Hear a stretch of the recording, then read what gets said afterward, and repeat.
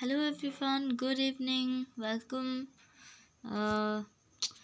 এইটা ଆମେ ମଙ୍ଗଳେ ଅଇଲା ଉଷା ପଦର କବିତାର ତୃତୀୟ ପଦରୁ ଆରମ୍ଭ କରିବା। ଲାଷ୍ଟ ଭିଡ଼ିଓରେ ଆମେ ପ୍ରଥମ ଦୁଇଟା ପଦକୁ ଆମେ ବୁଝିଥିଲେ। ତ ନେକ୍ସଟ ମୁଁ ସେଇଟା ଟିକେ ରିଭାଇଜ କରିଦେଉଛି ଯେ ସେଠି କ'ଣ ହେଇଥିଲା। ସେଇ ଦୁଇଟି ପଦରେ ବା ପ୍ରଥମ ଦୁଇଟି ପଦରେ ଦେବୀ ଉଷା ଅରୁଣ କଷାୟ ବାସ ପିନ୍ଧି ବା ଲାଲ ରଙ୍ଗର ପାଟ ବସ୍ତ୍ର ପିନ୍ଧି ତାଙ୍କର ଏକ ପ୍ରଶାନ୍ତ ରୂପରେ ମନରେ ଏକ ଯୋଗେଶ୍ୱରୀ ବେଶରେ ବା ଯୋଗେଶ୍ୱରୀ ଭାବରେ ତାଙ୍କୁ ସୀତାମାତାଙ୍କର ଦୁଃଖକୁ ଲାଘବ କରିବା ପାଇଁ ସ୍ୱର୍ଗରୁ ମର୍ତ୍ତ୍ୟକୁ ଆସିଥିଲେ। କେମିତି ଆସିଥିଲେ? ତାଙ୍କ ରୂପ ତ ମୁଁ ତମକୁ ଯେମିତି କହିଲି ଠିକ୍ ସେପରି ସେ ହାତରେ ତାଙ୍କ ପାଇଁ ମୁକ୍ତା ରୂପକ ବା ଶିଶିର ରୂପକ ମୁକ୍ତାକୁ ଉପହାର ଭାବରେ ଆଣିଥିଲେ ଏବଂ ତାଙ୍କର ପ୍ରସ୍ଫୁଟିତ ଆଖି ମାନେ ବିକଚ ରାଜୀବ ଦୃଶ୍ୟ କ'ଣ ତା ଅର୍ଥ? ପ୍ରସ୍ଫୁଟିତ ପଦ୍ମ ସଦୃଶ ଆଖିରେ ଚାହାଣୀରେ ସେ ମାତା ସୀତାଙ୍କର ଦର୍ଶନ ଅଭିଳାଷ ନେଇ ଆସିଥିଲେ। ଠିକ୍ ଅଛି, ତ ତାଙ୍କେ ଯେତେବେଳେ ଆସିବେ କିଛି ଗୋଟେ ଆରେଞ୍ଜମେଣ୍ଟ ତ ପୁଣି କରିବେ ନା ନାହିଁ, ହଁ ନା? ତ ଏଇଠି ତାହା ହିଁ କୁହାଯାଇଛି। ସମୀର ସଙ୍ଗୀତ ଗାଏ ଭ୍ରମର ବୀଣା ବଜାଏ, ସୁରଭି ନର୍ତ୍ତନେ ଥାଏ ଉଷା ନିର୍ଦ୍ଦେଶେ, କୁମ୍ଭାଟୁଆ ହୋଇ ଭାଟ ଆରମ୍ଭିଲା ସ୍ତବ ପାଠ, କଳିଙ୍ଗ ଅଇଲା ପାଟ ମାଗଧ ବେଶେ, ଲଳିତ ମଧୁରେ କହିଲା ଉଠ ସତୀ ରାଜରାଣୀ ରାତି ପାହିଲା। ତ ଏଠି କ'ଣ କହୁଛନ୍ତି? ଯେତେବେଳେ ମାତା ବା ଦେବୀ ଉଷା ମାତା ସୀତାଙ୍କୁ ଦର୍ଶନ କରିବା ନିମନ୍ତେ ଯାଇଛନ୍ତି, ସେ ଅନ୍ୟମାନଙ୍କୁ ନିର୍ଦ୍ଦେଶ ଦେଇଛନ୍ତି ବା ତାଙ୍କ ନିର୍ଦ୍ଦେଶରେ ସେଠି କ'ଣ ହେଉଛି? ପବନ ଗୀତ ଗାଉଛି। ତାର ଯେଉଁ ସୁ ପବନ ହୁଏ ନା, ମାନେ ସାଉଣ୍ଡ ହୁଏ ନା, ତାକୁ ହିଁ କବି ଗଙ୍ଗାଧର ମେହେର ଏଠାରେ ଗୀତ ଭାବରେ ଉପସ୍ଥାପନା କରିଛନ୍ତି। ପବନ ଗୀତ ଗାଉଛି, ଭ୍ରମର ବୀଣା ବଜାଉଛି ଏବଂ ସୁରଭି ଅର୍ଥ କ'ଣ? ଛୋଟ ହରିଣ ମାନେ, ପିଲା ହରିଣ ଯାହାବି, ସେମାନେ ଦେବୀ ଉଷାଙ୍କ ନିର୍ଦ୍ଦେଶରେ ନୃତ୍ୟ ପ୍ରଦର୍ଶନ କରୁଛନ୍ତି ବା ସେମାନେ ଯେଉଁ ଡେଉଁଛନ୍ତି ସେମାନଙ୍କୁ ତାଙ୍କ ନାଚିବା ସହ ତୁଳନା କରାଯାଇଛି। ତ ତାଙ୍କେ କ'ଣ ସବୁ ଏଇଠି ଆରେଞ୍ଜମେଣ୍ଟ କରିଛନ୍ତି ଯେ ପବନ ଗୀତ ଗାଉଛି, ଭ୍ରମର ବୀଣା ବଜାଉଛି, ସୁରଭି ନାଚୁଛି, କୁମ୍ଭାଟୁଆ ହୋଇ ଭାଟ। କୁମ୍ଭାଟୁଆ ମାନେ ହେଉଛି ଡାହୁକ ଚଢ଼େଇ, ହେଲା।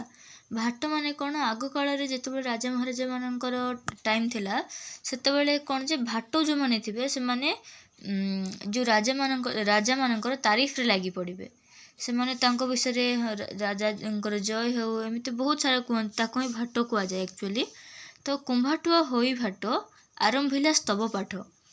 ତ ଏଠି କୁମ୍ଭାଟୁଆ ହେଉଛି ଡାହୁକ ଚଢ଼େଇଟା, ଭାଟ ହୋଇକି ବା ଭାଟର ରୂପ ନେଇ ସେ ସ୍ତବ ପାଠ ଆରମ୍ଭ କରିଛି ଏବଂ କଳିଙ୍ଗ ଅଇଲା ପାଟ ମାଗଧ ବେଶେ। କଳିଙ୍ଗ ମାନେ କ'ଣ? କଜଳପାତି, ଆଉ ପାଟ ମାଗଧ ମାନେ ହେଉଛି ଶ୍ରେଷ୍ଠ ଭାଟ, ମାନେ ଭାଟମାନଙ୍କର ଭାଟ, ସେ ହେଉଛି ଶ୍ରେଷ୍ଠ ଭାଟ। ଠିକ୍ ସେପରି ସେ ବା ମୁଖ୍ୟ ଭାଟ ହିସାବରେ କଜଳପାତି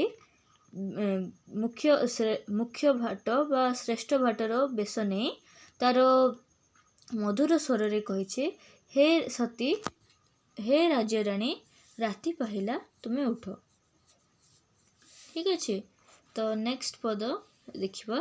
ମୁନିମୁଖ ବେଦ ସ୍ୱନ ପୂର୍ଣ୍ଣ କଲା ଶ୍ୟାମ ବନ, ଉଠିଲା ଭେଦି ଗଗନ ଉଚ୍ଚ ଓଙ୍କାର, ବୈକୁଣ୍ଠେ ଦେଇ ଦ୍ରୁପତି ଅନନ୍ତ ଶ୍ରୁତି କି ଗତି, ବିହିଲା କି ସରସ୍ୱତୀ ବୀଣା ଝଙ୍କାର, ବେଳୁ ବେଳ ବନ ଉଜ୍ଜ୍ୱଳ, ମନ୍ତ୍ର ବଳେ ଯେହ୍ନେ ବଢ଼ି ଆସିଲା ବଳ। ଏଇଠି ଚତୁର୍ଥ ପଦରେ କବି କ'ଣ କହୁଛନ୍ତି? ମୁନିମୁଖ ବେଦ ସ୍ୱନ ମାନେ ସେ ଯେଉଁ ବାଲ୍ମୀକିଙ୍କ ଆଶ୍ରମରେ ଯେଉଁ ମୁନିମାନେ ରହୁଥିଲେ ବା ଯେଉଁ ମୁନି ଋଷିମାନେ ରହୁଥିଲେ, ସେମାନେ କ'ଣ କରନ୍ତି? ସକାଳୁ ସକାଳୁ ଉଠନ୍ତି, ସେମାନଙ୍କ ସ୍ନାନ କରନ୍ତି ଏବଂ ବେଦ ପାଠ ଆରମ୍ଭ କରିଦିଅନ୍ତି ନା। ତ ଏଇଟା ସେମିତି କହୁଛନ୍ତି ଯେ ତାଙ୍କେ ଯେତେବେଳେ ଯେଉଁ ଆମର କେତେ 4ଟା ବେଦ ଅଛି ଓଡ଼ିଆ ତ ନାହିଁ, ଆମର ପ୍ରଥା ଅନୁସାରେ ବା ଆମର ଯାହା ବି ଅଛି, ଆମ ବେଦ କେତେ ପ୍ରକାର? 4 ପ୍ରକାରର। କ'ଣ? ଋଗ୍ବେଦ, ସାମବେଦ, ଅଥର୍ବ ବେଦ ଆଉ ଯଜୁର୍ବେଦ। ତ ସେଇ ଯେଉଁ ବେଦକୁ ଯେତେବେଳେ ସେମାନେ ଗାଇବା ଆରମ୍ଭ କରିଛନ୍ତି, ତ ସେତେବେଳେ କ'ଣ ହେଉଛି? ସେଇ ବେଦ ଦ୍ୱାରା ବା ସେଇ ବେଦର ସ୍ୱରରେ ପୁରା ବନଟା, ପୁରା ଶ୍ୟାମଳ ବନଟି ପୁରା ପୂର୍ଣ୍ଣ ହୋଇଯାଇଛି ଏବଂ ସେ ସେଇ ଯେଉଁ ଶବ୍ଦ ଅଛି, ସେଇ ଯେଉଁ ଉଚ୍ଚ ଓଙ୍କାର ଶବ୍ଦ ଅଛି, ସେଇ ଯେଉଁ ବେଦର ସ୍ୱର ଅଛି, ଗଗନ ମାନେ ଆକାଶକୁ ଚିରି ଆକାଶକୁ ଭେଦି ସେ ବୈକୁଣ୍ଠରେ ଶ୍ରୀହରିଙ୍କୁ ତୃପ୍ତି ଦେଇଛି ଏବଂ ପାତାଳରେ ଥିବା ଅନନ୍ତ ନାଗଙ୍କୁ ବା କୁହାଯାଏ ନା ଅନନ୍ତ ସାପ ବା ଅନନ୍ତ ନାଗ ପୃଥିବୀକୁ ଧରି ରଖିଛନ୍ତି। ତ ତାଙ୍କେ ସେଇ ସ୍ୱରଟି ପାତାଳକୁ ଯାଇ ତାଙ୍କ ଶ୍ରୁତିକୁ ବା ତାଙ୍କ କାନ ଭିତରକୁ ପ୍ରବେଶ କରିଛି ଏବଂ ତାଙ୍କୁ ମଧ୍ୟ ତୃପ୍ତି ପ୍ରଦାନ କରିଛି। ଏହା ଏପରି ସେହି ଯେଉଁ ବେଦର ସ୍ୱରଟା ଥିଲା, ଏମିତି ଲାଗୁଥିଲା ଯେମିତି ମା ସରସ୍ୱତୀ ତାଙ୍କ ବୀଣାର ଝଙ୍କାରରେ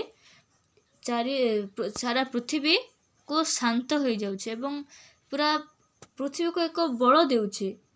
ଏମିତିକି ବେଳୁ ବେଳ ବନ ଉଜ୍ଜ୍ୱଳ ମନ୍ତ୍ର ବେଳେ ଯେନେ ବଢ଼ି ଆସିଲା ବଳ।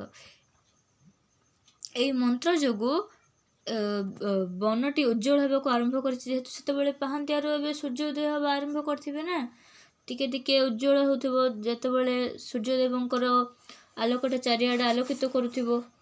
ତ ମନ୍ତ୍ରର ବଳରେ ଯେମିତି ବନଟି ଉଜ୍ଜ୍ୱଳ ହୋଇଛି ସେଇ କଥା ଏଠି କୁହାଯାଇଛି, ବା ଏଠାରେ ବେଦର ପାୱାରଟାକୁ ଆମେ ବୁଝାଯାଉଛି ବୋଲି କହିଲେ ବି ଅତ୍ୟୁକ୍ତି ହେବ ନାହିଁ। ଠିକ୍ ଅଛି। ତ ଓକେ, ଆମେ ଏଇଠି ଦୁଇଟା ପଢ଼ିଥିବା, ଏଇ ଦୁଇଟି ପଦ, ଆଉ ଦୁଇଟି ପଦ ବା ଆଉ ଯେତିକି ବି ଆମର ପଦ ରହିଛି ଆମେ ତାର ନେକ୍ସଟ ସେସନରେ ପଢ଼ିବା ହେଲା। ଠିକ୍ ଅଛି, ଥ୍ୟାଙ୍କ ୟୁ।